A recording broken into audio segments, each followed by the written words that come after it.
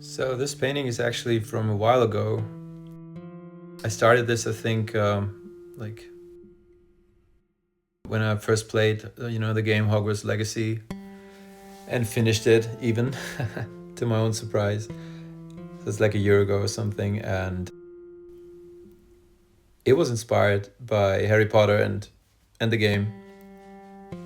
And you might think, like, what the heck is going on here? This is not like leading to anything in particular, right? There's not really any content in there. This is because at the same time I really started to mess with the app called Artset. That's one for iPad,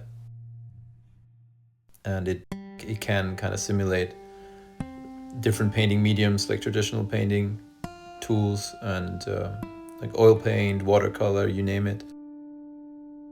And then I was actually just testing, how the tool works and different brushes and all that. And this actually then led me to kind of what we see developing on the screen right now. So it became this view of Hogwarts castle at nighttime from kind of far away. We kind of see the lake. It's not really specifically, referencing the placement as it is in the movies. It even changed throughout the course of the movies, but and neither that of the game. It's simply from imagination, but kind of with original Hogwarts in mind, and the inspiration, the feeling of it. But I did not look up any reference. I just wanted to, start painting and just go for this nighttime mood and not really be too specific or fan arty about it.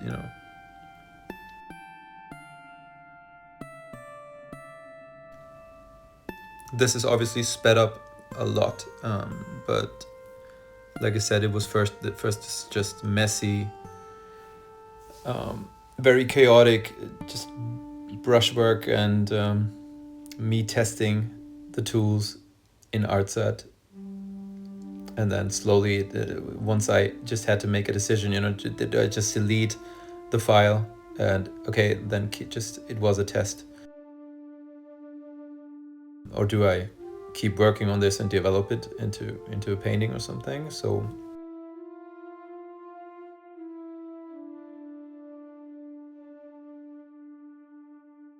and at this point, I think I was a bit more comfortable. While I still haven't, even right now, not fully discovered what the app can really do, all the little tricks and different tools. At least I had some favorite brushes at this point, maybe just 2 or 3 oil brushes, and then I liked how they looked and how they kind of smudged the paint and the texture around. And you see all these highlights, right?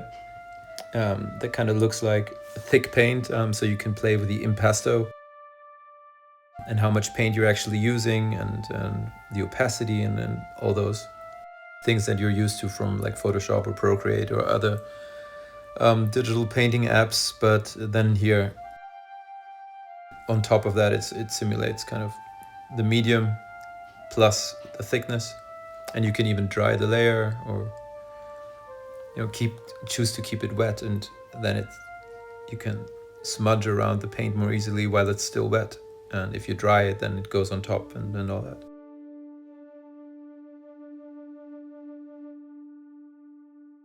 Yeah, so I think here I thought, it will probably stay like this, and I will just render and detail the painting further. Because I also didn't have the comfort of like Procreate, where I can just use like color balance and the curves and all that really easily. I'm not sure, maybe Artset has these features, but I didn't really look too far into it. So I was just actually only painting and not doing any adjustments whatsoever. So I thought it would stay like this, pretty contrasty, a dark night, with a bright moon and some glowing clouds. But at some point, I will actually save this out and switch over to Procreate, and you will see that when the image jumps from this version with a lot of contrast to a really foggy one where the contrast is really narrowed down to a much smaller value range, and that kind of gave me a push to go a little bit more, I don't know, unique, or just more interesting, instead of all these layers, like even further towards the mountains, being so clear and without that much atmosphere. I mean, there's all these fog layers, but not really atmosphere in the air itself. It's pretty clear, but then there's this heavy fog. And yeah, here. So now we jump to a really foggy version with a lot more atmosphere. And now we're in Procreate. So of course with Procreate, it's also more, I'm just more used to it.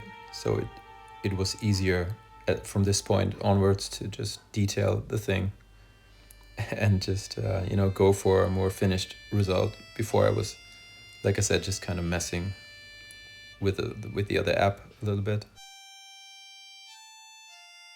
And kind of here I'm pretty confident right now that this can become something that I can be happy with, for a final result. And then I kept going. And here I think this really pushed the image as well. Just, adding some nice little flowers at the bottom. I didn't want it to be maybe a little bit creepy with the castle in the background and the fog, but at the same time not really, not too scary or dangerous. It's more this cozy night. Maybe it's not that cold. It's just very atmospheric. The moon is out and all that.